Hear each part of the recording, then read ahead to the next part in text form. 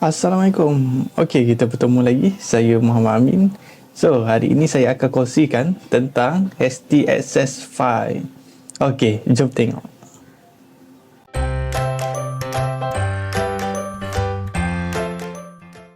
Okey, apa itu HT Access File? HT Access File ni ialah untuk file yang untuk kita masukkan setup ataupun setting yang untuk Apache server. So kita boleh masukkan beberapa jenis configuration di dalam HT Access File ni untuk digunakan dalam Apache server. Sebagai contoh, yang pertama ialah password protection. Password protection. Kalau macam korang pernah tengok ada website yang di mana bila buka dia ada pop up di mana dia minta untuk masukkan username ataupun password. So yang tu kita boleh buat di dalam HTSS ni. So kita boleh configure untuk password protection. Yang kedua ialah redirect URL. Okey, contohnya bila dia face error 44 page not found, so kita boleh buat custom redirect. Kita boleh redirect dia ke satu page, mungkin satu page yang kita dah custom dia punya design untuk error tu. So kita boleh ubah jugalah. Selain daripada dia show yang default punya, so kita boleh redirect ke page yang kita dah design siap-siap. Okey, yang dua ni antara contohnya lah, dan ada beberapa lagi yang kita boleh buat di dalam HTSS ni. Okey, jom tengok. Okey, kalau tengok dekat bahagian skrin ni, saya dah buka satu file iaitu HTSS file yang saya dah buat. So saya dah siap-siap masukkan kod dia lah. So dekat sini saya nak terangkan dulu yang bahagian untuk redirect URL. So dekat sini ada dua. Yang pertama yang ni yang seperti yang saya cakap tadi, iaitu dia akan redirect URL. Kita boleh set up error punya kod, okey, jenis error, dan juga dia akan redirect ke page yang mana. Okey. So yang atas ni ialah redirect di mana kita boleh setkan bila dia access URL tu, dia akan sentiasa hantar ke index.php, dan juga yang di mana yang di belakangnya, contohnya lah kan, domain.com home/1/2. So kita boleh buat so kalau kita letak yang kod ini, dia akan jadi hantar home/1/2 tu dekat page index.php. Okey, kenapa kita buat macam tu? Sebabnya nanti dekat index.php kita boleh control lah. Kita boleh control dia. Kita boleh ambil data-data ini untuk contohnya kita nak buat MVC punya konsep kan. So daripada data-data ini kita boleh baca dia punya controller apa, view yang dia nak show apa, sepatu parameter yang dia hantar apa benda. Okey, so kita tengok yang untuk yang ni dulu. Yang untuk yang error document 404 dulu. Okey, dekat sini bila saya buka saya punya project HTSS_file, secara defaultnya dia akan keluar yang homepage ni lah, homepage yang saya dah buat, iaitu dekat sini dekat index.php ni kita akan nampak homepage lah, homepage.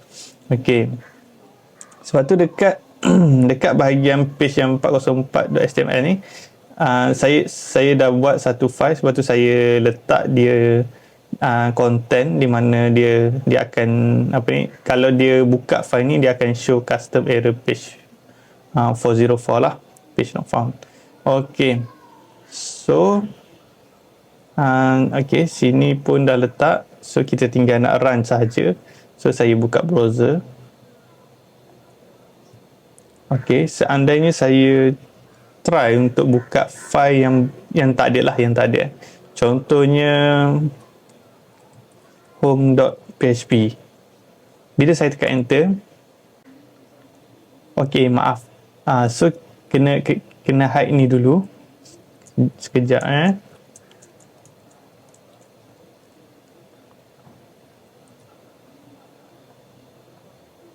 Okey, bila tekan enter, dia akan pergi ke custom error page 404 yang saya dah buat lah.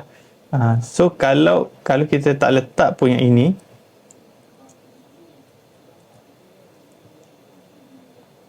okey, yang ini ialah default page untuk error 404 lah, iaitu page not found. Okey, yang ini default dia.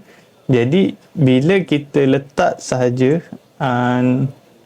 kod ini maksudnya kita nak customkan dia, maksudnya kita nak, kalau dia error 404, kita nak dia pergi buka kita punya custom page lah untuk error tersebut. Okey, so bila kita letak je ni, bila kita run, okey, dia akan pergi ke page yang kita dah buat lah. Apabila dia dapat error 404 tu, page not found. Okey, yang seterusnya saya nak tunjuk yang di mana yang tadi, yang apabila kita access je, dia akan pergi ke index.php. Okey, yang ini saya buka balik komen. Okey, saya komen ni sebab tadi tak jadi. Bila dia ada kod ni, dia tak run lah, dia tak run yang ini, sebabnya dekat URL tu dia akan hantar ke index.php, so dia tak akan ada jumpa error untuk yang ni lah, 404. Okey, dekat sini saya buka, okey, saya buka kod yang ini. Okey, dekat sini pun saya dah letak sini, iaitu print underscore r untuk yang bahagian get. Okey, nanti kita tengok dia punya hasil dia. Okey, sekarang ni ialah default index.php, so dia akan show home page sahaja. Okey, so bila saya tambah dekat atas ni, contohnya kalau kita guna MVC punya structure, so yang pertama ialah nama controller. Okey, so kita type home, lepas tu nama view, home about underscore us. Bila saya tekan enter, okey, kita boleh tengok dekat sini, kita boleh tengok kat sini home/about underscore us, maksudnya home/about us lah. Contohnya kita nak paparkan about us kan, so about us tu kita letak dalam controller home, so home/about us. Yang ni contohnya macam kita guna kita guna MVC punya structure. So dekat sini home ni ialah controller lah. Ini saya bagi gambaran saja. Tapi dekat projek ni dia tak ada pun MVC. Ni saya bagi gambaran seandainya kita guna MVC punya structure. Okey, controller home, sebab tu ini view dia about us. Okey, so home dan about us ni dia akan masukkan ke dalam, iaitu get punya value yang kita bagi nama URL lah, di mana nama URL tu kita letak kat sini lah, kita letak kat sini. Okey, contohnya kita ubah jadi main underscore URL. Bila kita save, okey, bila kita reload, dia akan jadi main underscore URL lah. Okey, so bila kita dah dapat data macam ni, dekat sini kita boleh control lah dia. Kita boleh control, contohnya, okey, dekat sini saya buat satu if else, di mana bila saya buat di mana kalau dia main URL tu sama dengan home about us, dia akan show about us lah. Dekat atas ni saya hidekan lah dulu. Okey, so dia akan show about us page. Kalau selain daripada tu, dia akan show home page. Okey, bila saya reload, dia akan show about us page lah, sebab dia sama dengan home /about us. Kalau saya ubah home index sahaja, bila saya enter, dia akan jadi home page lah. Sebab dekat sini saya buat dia selain daripada itu. Okey, yang itu tentang redirect lah, tentang redirect, di mana tadi kita boleh redirect dia punya error page, dan juga yang ini di mana kita nak apa saja yang diletak dekat URL tu, dia akan passing dekat index.php dan dimasukkan di dalam get value yang nama dia main URL lah. Okey, dia akan masukkan dalam tu. Okey, seterusnya saya nak tunjuk tentang password protection. Okey, dekat sini selepas saya godek saya cek macam mana cara nak buat dia semua. Okey, yang pertama saya lihat masalah yang terbesar ialah dia punya path lah, dia punya location file. Location file ni di mana untuk dia simpan ST password tu, ataupun kalau macam kita buat yang error page ni, make sure cara untuk kita panggil file tu kena betul lah, kena betul. Sebab bila saya test buat tu, saya ada alami sedikit masalah dekat location lah. Saya buat tak edit. Jadi bila saya check rupanya saya punya location untuk baca file tu dia bermasalah sikit lah. Tapi saya test ni dekat localhost, so mungkin dekat live server mungkin dia punya location file, cara nak panggil dia punya file tu mungkin lain lah, dia punya location dia. So kena test dulu lah. Okey, dekat atas ni saya dah tulis dia punya instruction dia, arahan dia, iaitu kita run je terminal dan juga terminal ataupun CMD lah. Lepas tu kita masukkan command ini untuk kita create dia punya username dan juga password file dia lah. Okey, sebagai contoh dekat sini saya try run dia punya command tu.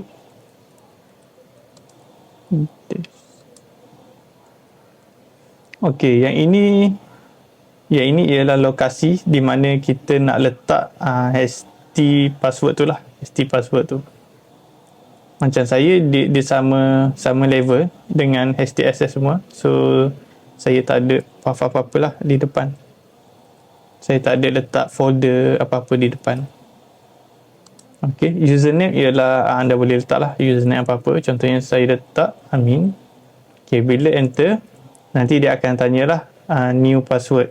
Okey, so kalau dekat sini saya tak masukkan je, saya enter je. So boleh juga.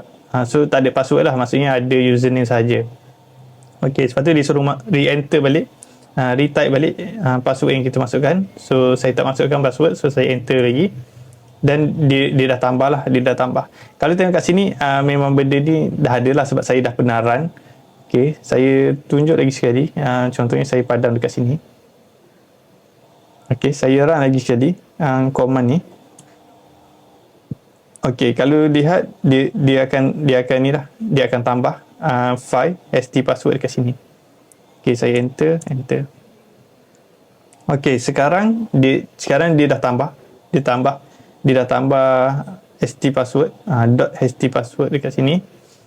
Okey, kalau korang lihat dekat senarai file ni ada project htss_file.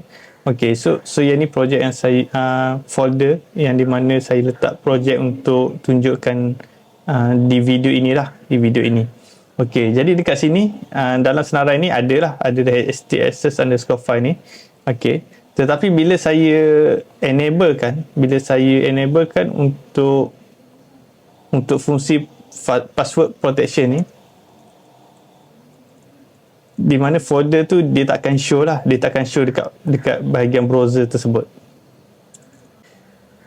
Sebagai contoh, saya buka komen yang saya dah buat.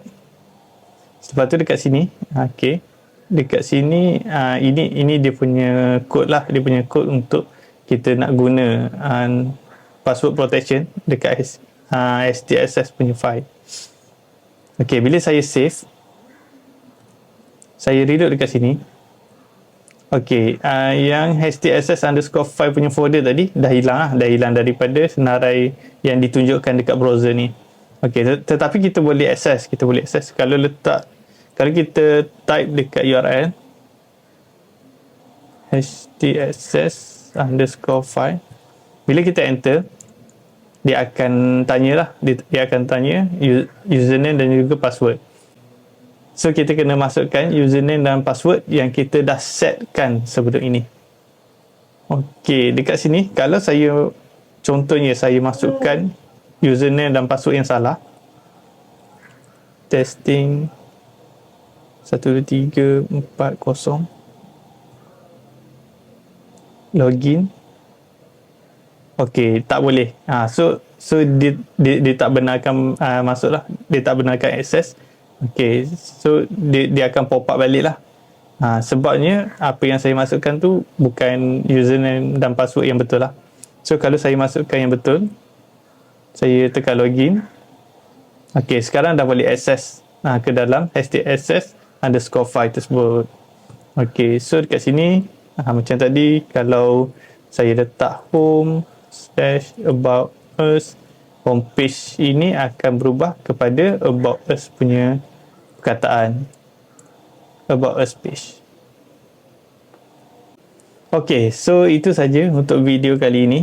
So itu antara yang anda boleh buatlah di dalam htaccess file ni, di mana tambah password protection untuk website anda, ataupun nak configure, nak custom redirect dia punya error page, ataupun nak set up dia punya custom URL.